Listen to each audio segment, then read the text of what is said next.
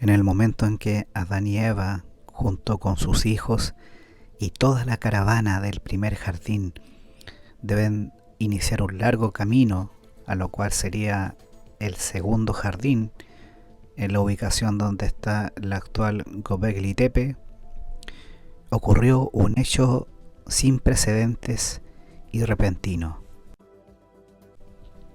De pronto, unos transportes seráficos detienen la caravana y toman consigo a varios de los hijos menores de edad de Adán y Eva.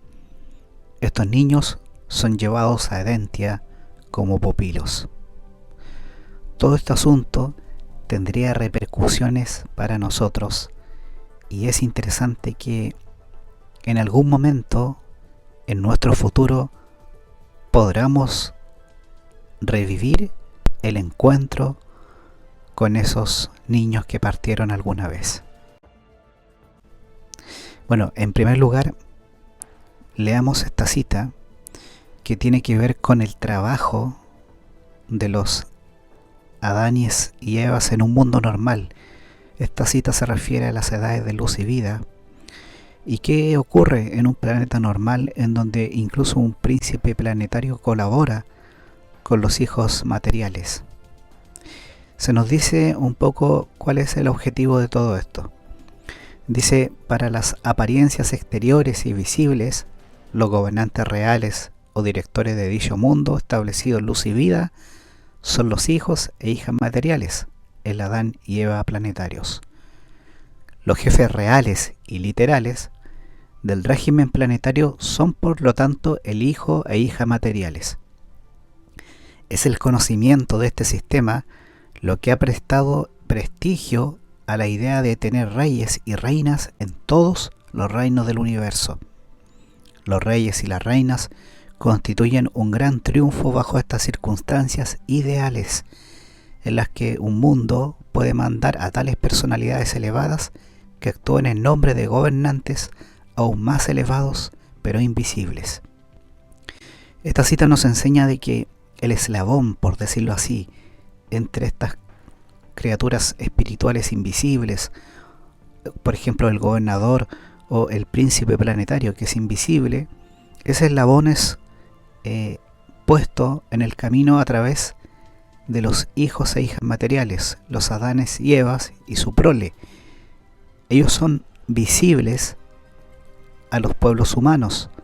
O sea, podríamos ver a un Adán y Eva, y ese sería el puente hacia la comunicación con el príncipe planetario o en nuestro caso con un gobernador de forma hipotética. Entonces esto es muy interesante porque en la idea de los reyes, de los gobernantes, no tiene que ver con ese concepto a lo mejor negativo que tenemos acá en Urantia debido a la rebelión o al abuso de poder que han tenido estos monarcas. No, en este caso notamos claramente que en circunstancias ideales el tener reyes y reinas es algo positivo.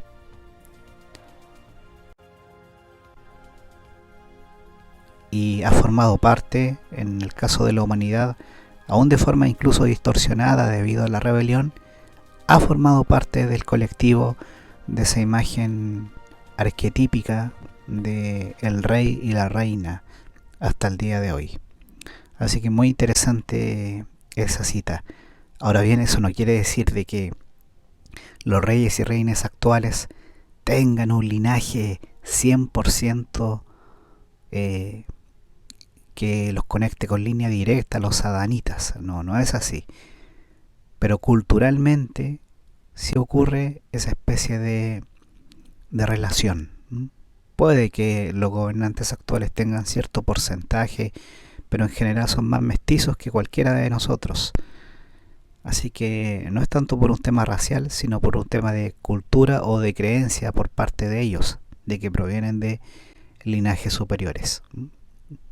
Más que nada es eso, es cultural o es una creencia que tienen los reyes actuales. Una creencia que no está tan lejos de la realidad.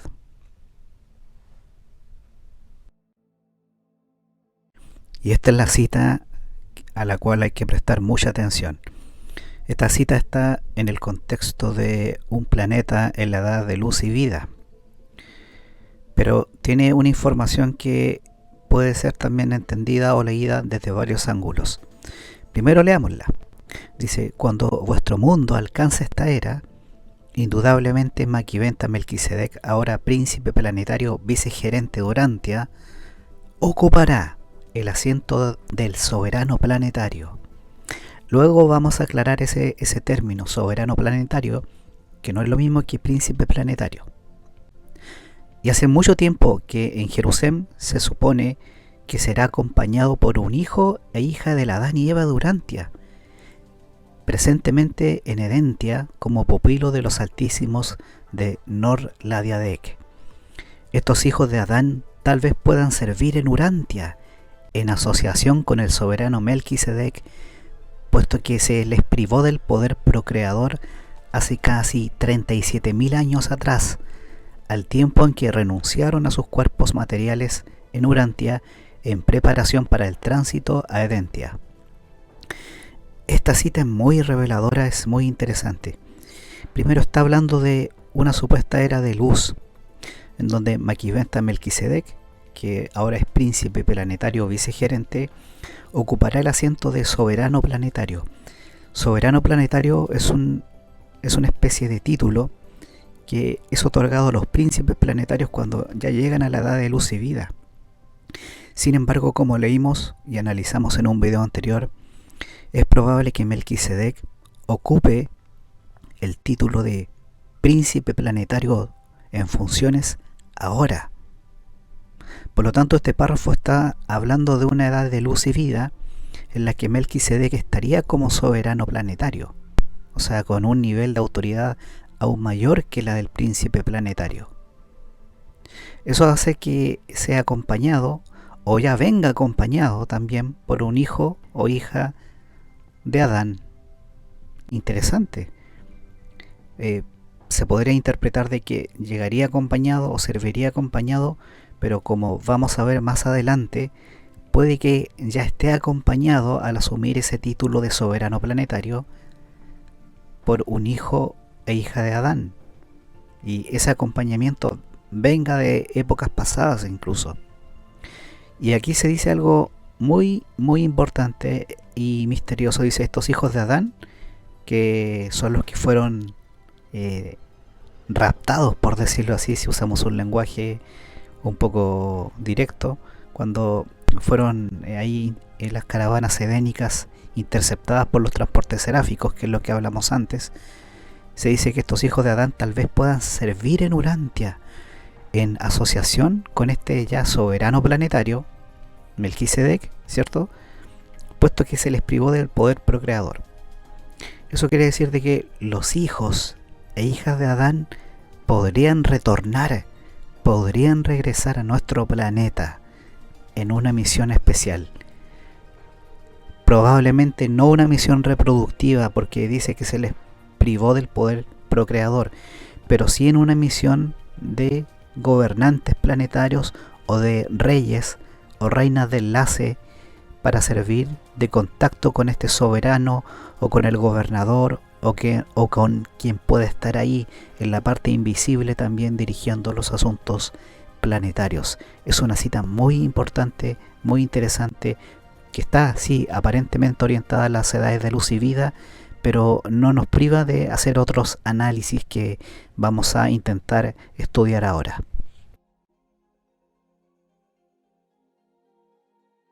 Bien, ya tenemos a estos hijos e hijas de Adán, posiblemente se escoja una pareja, preparándose en las constelaciones para volver algún día a Urantia, para volver a la Tierra.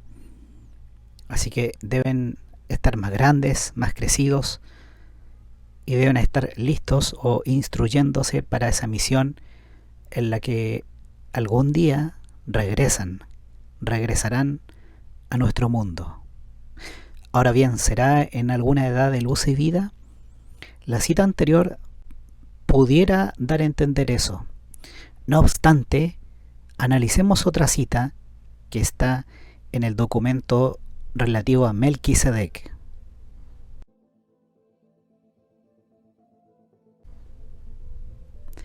Esa cita dice lo siguiente.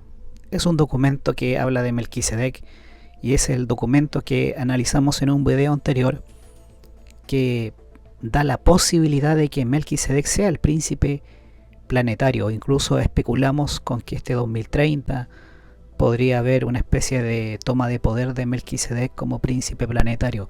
En realidad no lo sabemos a ciencia cierta, no lo podemos dar como por un hecho seguro, pero es probable.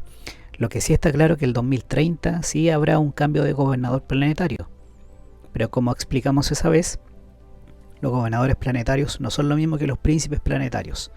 Ahora leamos esta cita, que es un párrafo que continuaba con esa idea. Dice: bien comprendemos cómo, mediante su triunfo en Urantia, Micael se volvió el sucesor tanto de Caligastia como de Adán. Cómo llegó a ser príncipe planetario de la paz y el segundo Adán. Acá se refiere a Micael, a Jesús. Ahora contemplamos el otorgamiento del título de vicerregente del príncipe planetario de Urantia a este Melquisedec. Eso ocurrió en los años 30 del siglo XX. Y ahora hace una pregunta, los reveladores lanzan una pregunta, dice: ¿será también nombrado vicerregente del hijo material de Urantia? O bien, y aquí note la revelación que se entrega, que es sumamente poderosa. Se hace una pregunta: ¿existe la posibilidad de un acontecimiento inesperado y sin precedentes, el retorno en algún momento al planeta de Adán y Eva, o de algunos de su progenie, como representantes de Micael, con los títulos de vicerregentes del segundo Adán de Urantia? Qué interesante. Se está confirmando a través de otro revelador y de otro documento la posibilidad del retorno de los hijos de Adán y Eva, algo que comentamos hace unos instantes. Pero lo interesante de este párrafo es que se habla de un acontecimiento inesperado y sin precedentes. O sea, podría ocurrir antes de una edad de luz y vida, antes de la etapa en que Melquisedec sea soberano planetario.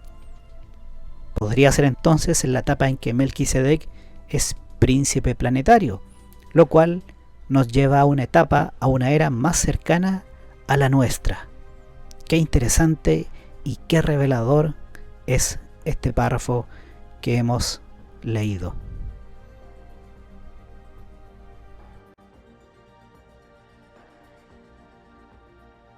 Y esto nos lleva a la imagen, esa imagen especial que tenemos de dos criaturas, dos seres, una pareja, descendiendo en su vehículo espacial y llegando a la Tierra. Porque a diferencia del príncipe planetario o del gobernador, los hijos materiales, tal como analizamos antes, son visibles. Serán visibles para las criaturas de la Tierra, y eso seguramente será algo muy, muy impactante en la humanidad. Un documento que narra acerca de la vida mononcial en Jerusalén menciona que los hijos materiales tienen sus propios vehículos, sus propias naves, que son materiales, son físicas. Y eso nos recuerda un poco algunos fenómenos asociados a la presencia o a las visitas de estos seres.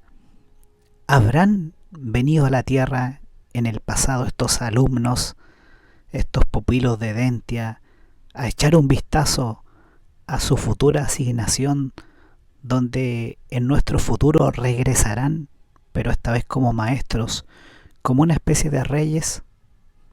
¿Habrán venido con anticipación, de forma incógnita e inadvertida, a mirar nuestro mundo, a observar nuestra civilización? ¿Lo habrán hecho de forma casi secreta y muy sutil?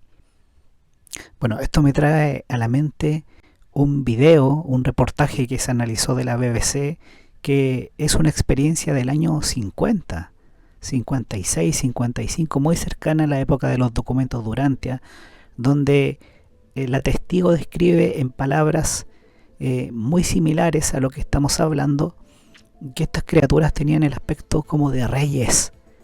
Y esa palabra de reyes, de ser reyes, con esos cabellos especiales, me trajo a la memoria inmediatamente las citas del libro Durante que hemos analizado de estos hijos de Adán y Eva. Y me surge la pregunta, ¿habrán venido entonces en alguna misión incógnita de reconocimiento a ver el futuro planeta que les espera para una futura asignación? Es muy interesante, repasemos ese video. Felt sort of a strange sensation. Wended my way up the side of the house to where we had a pump where we used to get all our water from, and automatically looked up to see this, all I can describe, this huge Mexican hat. It was stationary, this thing, and it was bright silver in colour, and it had a dome. A dome. It was tilted to sort of, I could see the occupants in it. You saw people in it? I saw people in it. There were two people in there. These people were beautiful people. That's the only way I can describe them. They had long golden hair, like a page boy bob, just like the old kings. You used to see photographs of the old kings. And the colour of the hair was golden. Now, I was really... What were they dressed in? They had a sort of a polo neck jumper affair, like a ski top suit, in pale blue. Now, these people weren't sat behind, one behind the other. They were sat together, but this, whatever it was tilted so that I could see them and they could see me. Were you looking at them through windows, through portholes, or what? No, not portholes. It was just sort of like a cockpit, I suppose, that had this perspex or glass or whatever it was. They could see me anyway, and I could see them. And they had beautiful faces. I shall never forget their faces as long as I live. Their foreheads seemed to be a bit larger than, you know, the bottom of their faces as normal people you would expect to see. But maybe this was just whatever they had round their heads, which was like a transparent fishbowl. And they just looked, and I was absolutely paralytic with fear. I couldn't move, although my mind was ticking over. And they looked so sympathetic that I was just mesmerized for what seemed to be, ages, but it could have only been seconds.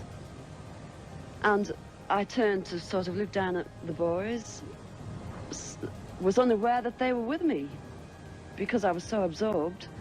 And the next thing, I looked up and it was gone. How low had it been? It had been the height, I couldn't tell you. But the house that you've seen, it was just on top of the roof. It was hovering on top of the roof. How big was it compared with the size of the house? It swallowed the whole circumference of the roof. I couldn't see, the roof was completely blotted out. The chimneys I couldn't see. All I could see was this massive object that I described as like a Mexican hat without the bubbles. And then it flew away sideways or upwards? No, I didn't see.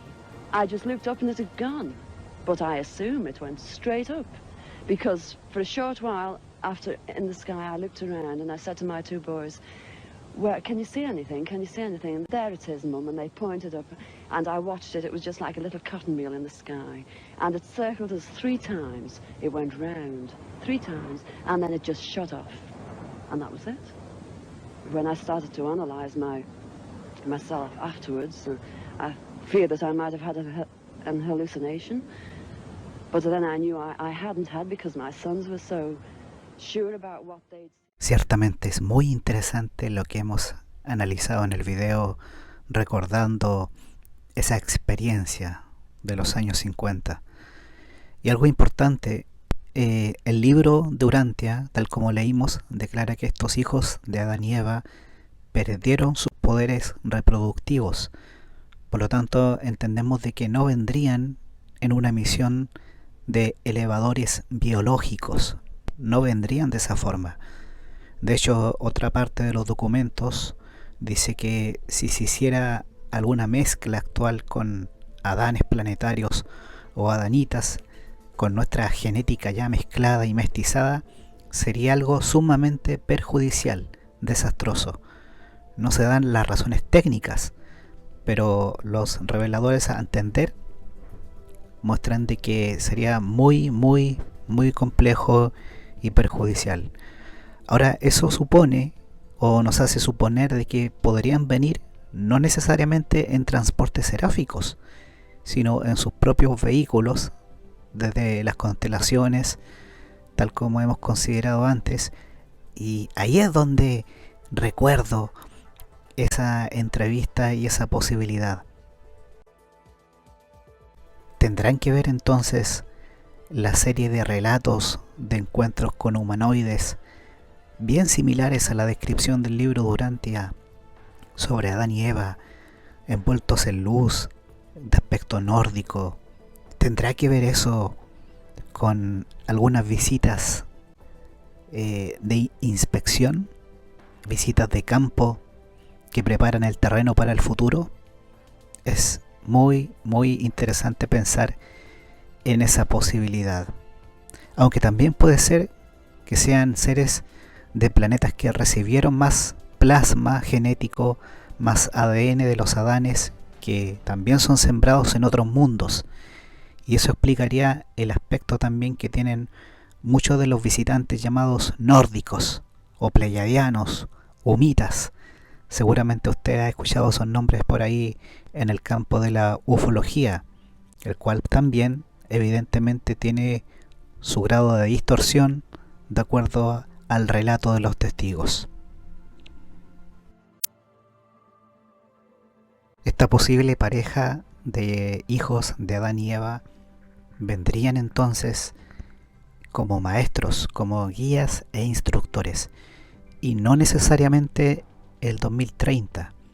Puede que sea su llegada en un periodo posterior, puede que lleguen después, no lo sabemos, o quizás lleguen también cerca de ese año, no lo sabemos.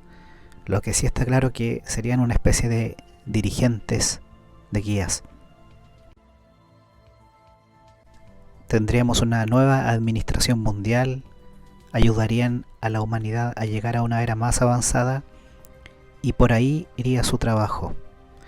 Quizás por eso la humanidad está siendo preparada gradualmente, lentamente, para tener la apertura mental al recibir maestros extraplanetarios futuros. Esto nos trae a la mente esta cita del libro de Urantia con respecto a la futura llegada de hijos magisteriales, hijos instructores, la misma llegada de Micael nuevamente, en donde se ha comentado bastante en algunos foros y por parte de algunos lectores del libro de Urantia. Pero leamos esta cita. Dice: todas estas especulaciones asociadas con la certidumbre de las apariciones futuras tanto de los hijos magisteriales como de los hijos instructores trinitarios, que son otro tipo de criaturas diferentes a los hijos de Adán que hemos analizado, en conjunción con la promesa explícita del Hijo Creador de retornar alguna vez, convierten a Urantia en un planeta de incertidumbre futura y en una de las esferas más interesantes y curiosas en todo el universo de Nevadón. Es perfectamente posible en alguna edad futura, ¿cierto? Que en alguna edad futura, cuando Urantia se esté acercando a la era de luz y vida, una vez que los asuntos de la rebelión de Lucifer y de la secesión de Caligaste hayan finalmente sido adjudicados, podamos presenciar la presencia en Urantia simultáneamente de Maki Venta, Adán y Eva y Cristo Micael, así como también de un hijo magisterial o aún de los hijos instructores trinitarios. Este párrafo está hablando de una futura presencia, pero simultánea, en que simultáneamente aparecen o se manifiestan todos estos seres que han tenido alguna vez un papel acá en la Tierra. Y eso sí, con seguridad sería en la edad de luz y vida, el que aparezcan todos. Eso sí debería ocurrir con seguridad en una era de luz y vida. Pero actualmente podría acontecer de que estos personajes aparezcan por separado, aparezcan individualmente, lleguen los hijos de Adán y Eva, por ejemplo, antes, o llegue incluso Cristo Micael, aparezca Melquisedec como príncipe planetario. Todos esos eventos podrían ocurrir antes de forma separada, pero con seguridad en la edad de luz y vida aparecerían todos estos personajes juntos, podrían aparecer juntos. Eso sí es seguro. Y sin duda, en esas edades de luz y vida, estos hijos de Adán y Eva que llegan a la Tierra van a recordar de forma correcta el trabajo heroico y valiente y difícil y la prueba que tuvieron que superar también sus padres, Adán y Eva. La falta que ocurrió, pero también se enseñará sobre su heroico trabajo por ayudar a la humanidad a avanzar genéticamente en la parte biológica, pero también poniendo los cimientos de la civilización. Sin duda, en esas escuelas, en los mundos de luz y vida o en las edades de luz y vida, la humanidad los recordará de forma correcta y de forma apropiada. Y de esa forma, el trabajo de Adán y Eva no habrá sido en vano.